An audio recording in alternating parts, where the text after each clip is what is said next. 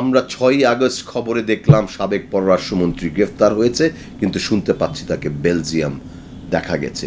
Arafat, one of the master mind, এই যুগের অন্যতম গোয়েবলস, তাকে গ্রেফতারের খবর বাংলাদেশের সবকটি খবরের কাগজে প্রকাশিত হওয়ার পরেও আরাফাত কিন্তু গ্রেফতার হয়নি। কারা পাসপোর্ট বাতিল হয়ে যাওয়ার পরেও কিভাবে তারা বাংলাদেশ থেকে সীমান্ত কিংবা বিমানবন্দর অতিক্রম করতে পারে, সেই প্রশ্নগুলো কিন্তু আমার অন্তর্বর্তী সরকারের কাছে রয়ে যাচ্ছে। সাংবাদিক শ্যামল দত্ত ও মোজাম্মেল বাবু গ্রেপ্তার হয়েছে, এই বিষয়ে আপনার মন্তব্য কি? দেখুন, আমি অন্তর্বর্তী সরকার ক্ষমতায় আসীন হওয়ার পর থেকে বা দায়িত্ব নেওয়ার পর থেকে একটি কথা বারবার বলে এসছি যে এখানে তারা হয়তোবা প্রশাসনিকভাবে এত বেশি আওয়ামী প্রেতাত্মা ভর করে আছে এখনো, তার জন্য তাদের কার্যকলাপগুলো একটি দীর্ঘসূত্রিতা তৈরি হচ্ছে। আওয়ামী দোসর যারা ছিলেন বা যারা এই ফ্যাসিজমকে দীর্ঘায়িত করার জন্য যারা প্রত্যক্ষভাবে কাজ করেছেন, তাদের সকলকে বিচারের আওতায় আনতে হবে। তারা প্রত্যেকেই কোনো না কোনোভাবে আজকে গণতন্ত্রকে হত্যা করার জন্য, বাংলাদেশে এই যে গণহত্যা হয়ে গেল, যে হত্যাযজ্ঞ হয়ে গেল রক্তপিপাসু শেখ হাসিনার দোসর হিসাবে, তারা সকলেই সমদোষী। তাদেরকে বিচারের আওতায় আনা উচিত, তাদেরকে গ্রেফতার করাটা খুব জরুরি ছিল। সেইখানে সংবাদ মাধ্যম গণতান্ত্রিক একটি দেশে চতুর্থ স্তম্ভ হিসেবে ধরা হয়, সেখান থেকে তারা প্রোপাগান্ডা, মিথ্যে সংবাদ প্রচার করে দেশকে বিভ্রান্ত করেছে। সেই জায়গা থেকে তাদের গ্রেফতারটা অনেক দেরিতে হয়েছে। একটি কথা যদি লক্ষ্য করে থাকেন, তাদের গ্রেফতার কিন্তু জনগণ করেছে। জনগণ, সেই এলাকাবাসী বা জনগণ তাদেরকে আটক করে পুলিশে সোপর্দ করেছে, যেটা আমি গণমাধ্যমে দেখেছি। আপনি দেখেছেন গতকালও গুলশানে বরিশালের একজন সাবেক এমপিকে জনগণ আটক করে গুলশান থানায় সোপর্দ করেছেন। এখন পর্যন্ত জনমনে আপনার যে একটা আমি বলবো এই সরকারের যে কর্মকাণ্ডগুলো, সেখানে আশান্বিত হওয়ার মতো অনেকগুলো গ্রেফতার এখনো হয়নি। আসাদুজ্জামান কামাল স্বরাষ্ট্রমন্ত্রী ধরাছোঁয়ার বাইরে, দেশে আছেন না বিদেশে আছেন আমরা জানি না। হারুন, ডিবির one of the mastermind of this genocide, সে এখনো গ্রেফতার হয়নি। আমরা খবরের কাগজে শুনেছি বিপ্লব কুমার সাহা দেশ পাড়ি দিয়েছেন। আমরা 6ই আগস্ট খবরে দেখলাম সাবেক পররাষ্ট্রমন্ত্রী গ্রেফতার হয়েছে, কিন্তু শুনতে পাচ্ছি তাকে বেলজিয়াম দেখা গেছে। Arafat, one of the master mind, এই যুগের অন্যতম গোয়েবলস, তাকে গ্রেফতারের খবর বাংলাদেশের সবকটি খবরের কাগজে প্রকাশিত হওয়ার পরেও আরাফাত কিন্তু গ্রেফতার হয়নি। কারা যদি গ্রেফতার হয়ে থাকে তাদেরকে সুযোগ করে দিল এই দেশ পাড়ি দেওয়ার জন্য, পাসপোর্ট বাতিল হয়ে যাওয়ার পরেও কিভাবে তারা বাংলাদেশ থেকে সীমান্ত কিংবা বিমানবন্দর অতিক্রম করতে পারে, সেই প্রশ্নগুলো কিন্তু আমার অন্তর্বর্তী সরকারের কাছে রয়ে যাচ্ছে। তাদেরকে আমরা কেউ জবাবদিহিতার ঊর্ধ্বে নয়, এই ব্যাপারগুলোতে জবাবদিহিতার আওতায় আনতে হবে যে কোনোভাবেই হোক। আমরা চাই আওয়ামী লীগের দোসর যারা আছে তাদের সকলকে অবিলম্বে গ্রেফতার করে তাদের বিচারের আওতায় আনতে হবে। হাসানুল হক ইনু, রাশেদ খান মেনন গ্রেফতার হয়েছেন, আমরা সাধুবাদ জানাই। সেই সাথে আমরা অন্তর্বর্তী সরকারের কাছে প্রশ্ন করি, এই আওয়ামী ফ্যাসিজম দীর্ঘায়িত করার সবচেয়ে এবং অন্যতম দোসর জাতীয় পার্টি বারংবার তাদের সাথে নির্বাচনে অংশগ্রহণ করেছে, গৃহপালিত বিরোধী দল মন্ত্রিত্ব পর্যন্ত উপভোগ করেছে। জিএম কাদেরের নামে হত্যা মামলা আছে 2টি। মুজিবুল হক চন্নু, আনিসুল ইসলাম মাহমুদরা আজকে প্রধান উপদেষ্টার সাথে সাক্ষাৎ করেন কিভাবে? তাদের সেই শপথ গ্রহণ অনুষ্ঠানে তারা দাওয়াত পায় কিভাবে? তাদেরকে গ্রেফতার করতে হবে। এই সরকার যদি জনগণের কাছে আস্থার জায়গায় যেতে চায়, তাহলে এই সমস্ত কাজগুলো অতি দ্রুত হতে হবে। তা না হলে মানুষ এদের বিরুদ্ধেই আবার রাজপথে সোচ্চার হবে। এই সরকারের বিরুদ্ধে, এদের বিরুদ্ধে বলতে বলছি, এই অন্তর্বর্তীকালীন সরকারের বিরুদ্ধে রাজপথে সোচ্চার হবে।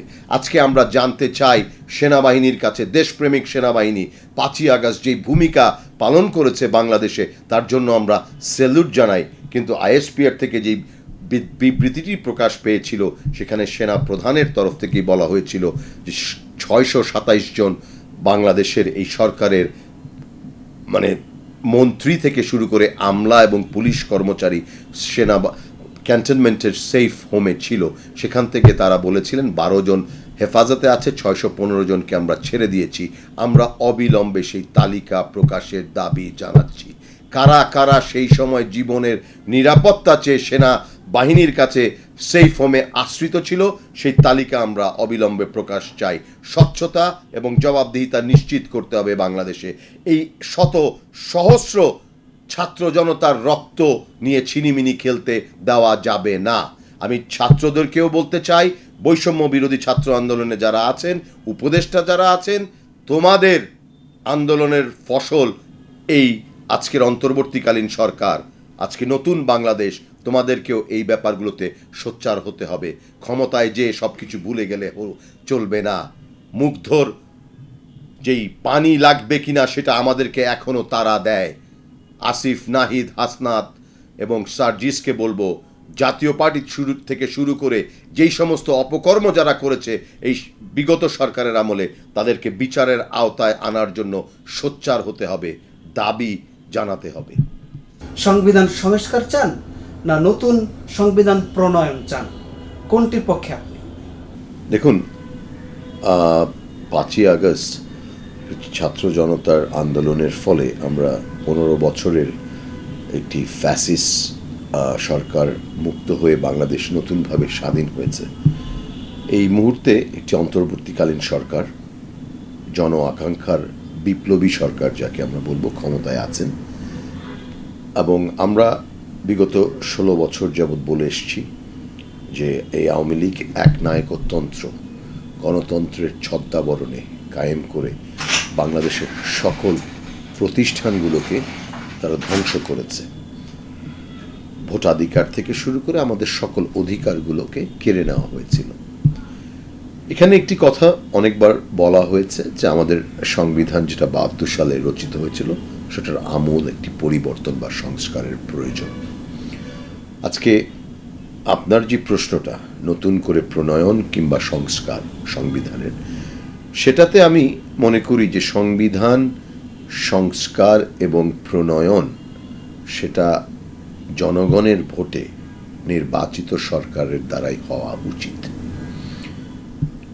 দীর্ঘসূত্রিতা একটি ব্যাপার এসে যাচ্ছে অন্তর্বর্তী সরকারের, তাদের যে মোটিভটা, উদ্দেশ্য, যেই উদ্দেশ্যে ওনারা ক্ষমতায় এসছেন, গণতন্ত্রকে একটি প্রাতিষ্ঠানিক রূপ দেওয়া, মানুষের অধিকার যেটা আছে সেটা ফিরিয়ে দেওয়া। আমরা তাদেরকে সাধুবাদ জানাই। তাদের সংস্কার কার্যক্রম আসলে একটি প্রত্যাশার জায়গায় তারা এসছেন, কিন্তু সংস্কারগুলো এখনো সেভাবে শুরু হয়নি। আপনারা দেখেছেন প্রধান উপদেষ্টা কিছুদিন আগে 6টি সংস্কার কমিটি গঠন করে দিয়েছেন। তাদের প্রধান হিসাবে যাদেরকে নিয়োগ দেওয়া হয়েছেন, আমি মনে করি তারা ক্ষেত্রে অত্যন্ত যোগ্য এবং ভালো মানুষগুলোকেই নিয়োগ করেছেন। সেখানে সেই সংস্কার কমিটির কার্যক্রম এখনও শুরু হয়নি।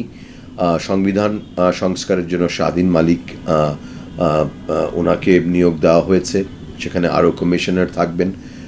ওনারা রিফর্ম অথবা নতুন করে প্রণয়নের ব্যাপারে একটি মতামত তুলে ধরবেন এবং সেখানে তারা স্পষ্টতই বলেছেন দেশের রাজনৈতিক দল যারা স্টেক হোল্ডার আছেন, সমাজের যারা গণ্যমান্য ব্যক্তি আছেন, বিভিন্ন স্তরের পেশাজীবীদেরকে নিয়ে বসেই সেই কাজগুলো করবেন।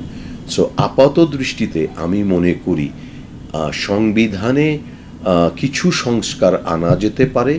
নতুন সংবিধান প্রণয়নটা একটি নতুন সরকার, জনগণের ভোটে নির্বাচিত সরকারের হাতে ছেড়ে দেওয়াটাই উত্তম হবে বলে আমি মনে করি। বর্তমান যে সংবিধান চলমান, এই সংবিধানের অধীনে রাষ্ট্র পরিচালনার অর্থ ফ্যাসিবাদকে মেনে নেওয়া, এই বক্তব্যকে কি আপনি সমর্থন করেন? না, একেবারেই না। ফ্যাসিজমকে মেনে নেওয়ার জন্য সংবিধান তৈরি হয় না। একটি গণতান্ত্রিক চেতনা, মুক্তিযুদ্ধের যে চেতনা ছিল, সেই চেতনার আলোকেই কিন্তু আমাদের সংবিধান রচিত হয়েছিল। কিন্তু আমরা যারা ক্ষমতায় যেয়ে নিজের ক্ষমতাকে দীর্ঘায়িত করার জন্য ফ্যাসিজমটাকে আমরা অ্যাডাপ্ট করে নিয়েছি। আমরা ক্ষমতাকে কুক্ষিগত রাখার জন্য সংবিধান থেকে দূরে সরে এসেছি।